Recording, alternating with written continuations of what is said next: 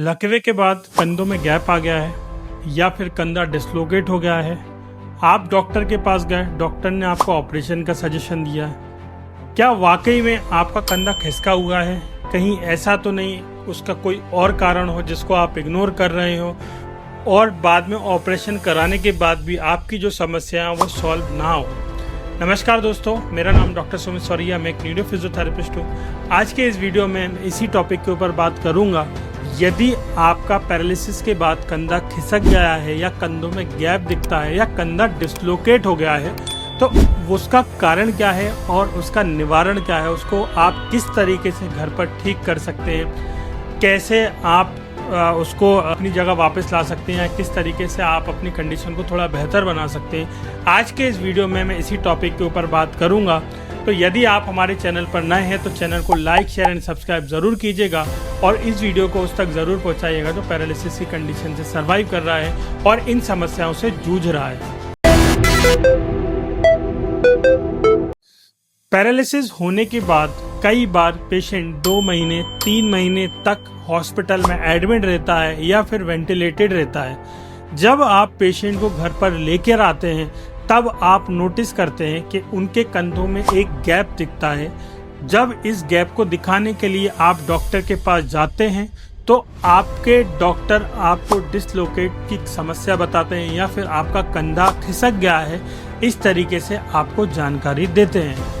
Patient डरता है operation को, उनको ऐसा लगता है कि ऑपरेशन कहीं ऐसा ना हो कंधे को ही निकाल दे, ठीक है, या फिर कैसा ऑपरेशन रहेगा, मुझे ऑपरेशन कराना चाहिए या नहीं चाहिए, कोई दवाई ऐसी है क्या जिससे वो कंधा ठीक हो सके, कोई और घरेलू नुस्खा है जिसको मैं ठीक कर सकती हूँ, आखिर ऐसा कौन सा उपाय है जिससे मैं अपने कंडीशन को बेहतर बना सकती हूँ या फिर मेरे फैमिली मेम्बर की कंडीशन जो है उसको बेहतर बना सकता हूँ। तो सबसे पहले आपको इलाज लेने से पहले ये जानना पड़ेगा कि कंधों में गैप होता क्यों है और इसका कारण क्या है। यदि आपने इसके कारण को पकड़ लिया तो आपको मैं 100% गारंटी के साथ बोलता हूँ कि आपको कभी भी ऑपरेशन कराने की ज़रूरत नहीं पड़ेगी।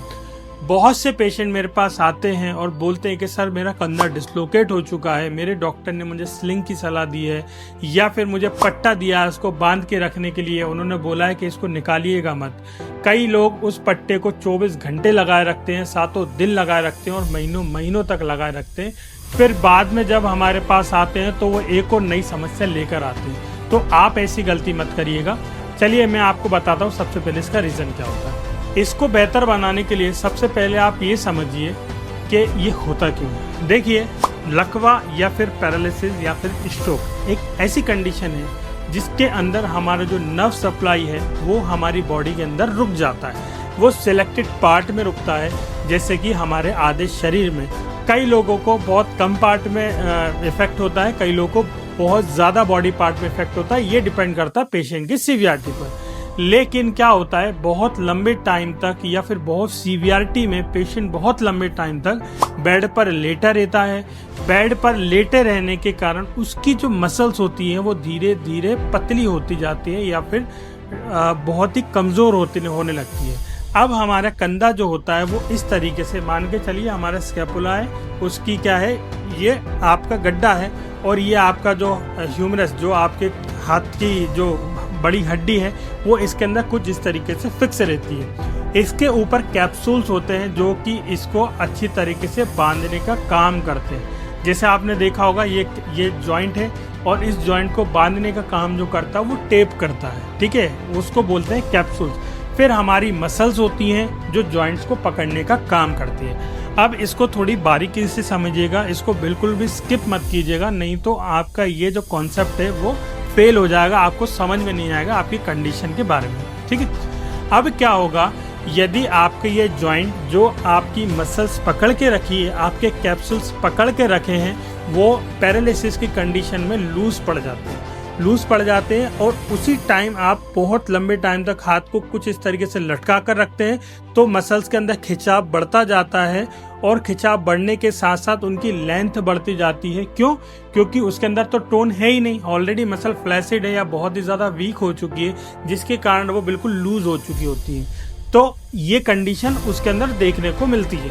अब बात आती है कि इसको किस तरीके से आप देख सकते हैं, इसको किस तरीके से ठीक कर सकते हैं। आपने एक्सरे कराया, आपने एमआरआई कराई, आपके एमआरआई के अंदर दिखा गया है कि आपका जो कंधा है वो डिस्लोकेट हो गया या फिर आपका कंधा जो है खिसक गया। हो सकता है आपके एमआरआई में कई बार ये सजेशन दे देते हैं। तो लोग क्या करते हैं, वो गलती क्या करते हैं, वो स्लिंग का यूज़ करते हैं या फिर पट्टे का यूज़ करते हैं जो इस तरीके से उनको बांध के रखता है और वो 7 दिन 24 घंटे महीनों तक उसको बांध कर रखते हैं, जिसके कारण ये जो मसल्स होती हैं वो कॉन्ट्रैक्चर में चली जाती है। उनको ऐसा लगता है कि भाई मैंने स्लिंग बांधा था, लेकिन स्लिंग बांधने के बाद मेरा कंधा जो है वो आपस में जुड़ चुका है, अपनी जगह पर वापस आ चुका है। लेकिन ऐसा नहीं होता। आपने क्या करा, जो मसल लूज थी उसको कॉन्ट्रैक्चर में ला दिया या फिर बहुत ही ज्यादा टाइट कर दिया, जिसके कारण वो खींच तो रही है, लेकिन अब जब आप उसको मूवमेंट करेंगे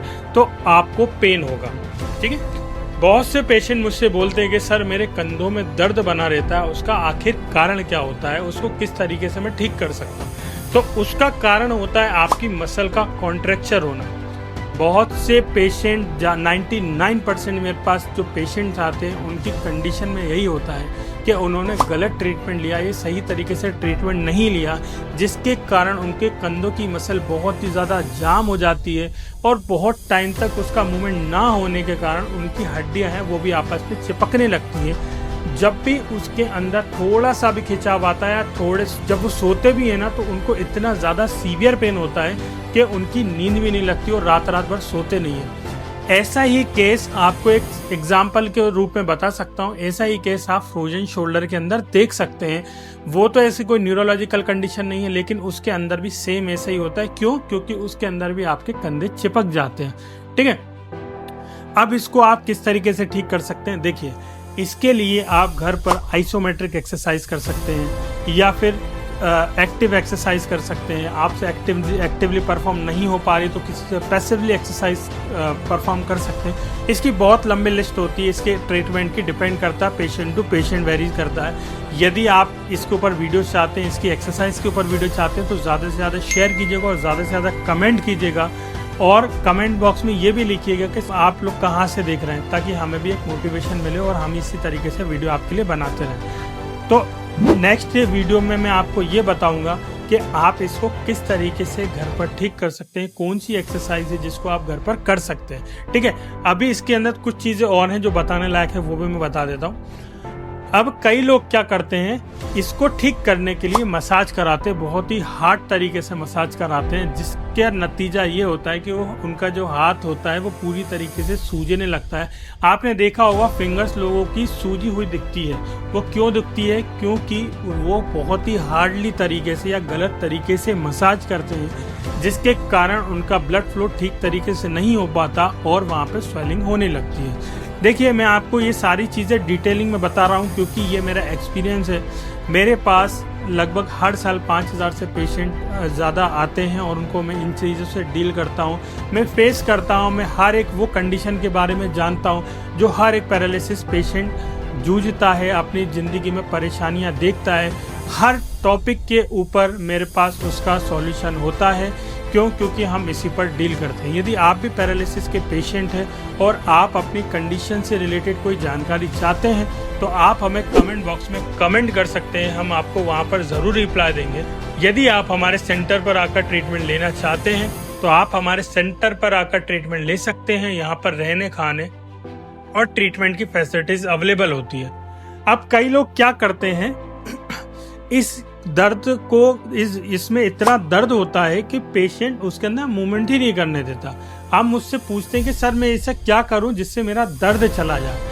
तो जब भी आप फिजियोथेरेपी कराते हैं तो ये मत सोचिए कि मुझे 2 दिन में ठीक होना है, मुझे 10 दिन में ठीक होना है, मुझे 15 दिन में ठीक होना है और 20 दिन में 1 महीने में के अंदर मुझे ठीक होना है। ये जो सोच है आपकी, उसको थोड़ा साइड में रखकर सबसे पहले आप पहली सीढ़ी चढ़ना शुरू करेंगे। पहली सीढ़ी मतलब सबसे पहले आपको जो दर्द हो रहा है, जो आपको एक्सरसाइज करने से रोक रहा है, आपको उसको करना पड़ेगा। ठीक है, उसको सबसे पहले ख़त्म करना पड़ेगा। मैं बात कर रहा हूँ आपके पेन की। आपके जो भी फिजियोथेरेपिस्ट हैं आप उनसे बोलिए कि सर आप इसका पेन मैनेजमेंट करिए। जब भी आप उसका पेन मैनेजमेंट करेंगे तो आपका पेन भी सबसाइड हो जाएगा और यदि सही तरीके से इलाज हुआ तो आपका जो कंधा है उसके अंदर मसल लूज भी हो जाएगी और उसके अंदर थोड़ा थोड़ी ताकत भी फील होने लगेगी। जैसे ही आपको ये फील होने लगे वैसे वैसे आप अपनी एक्सरसाइज को बढ़ाइएगा।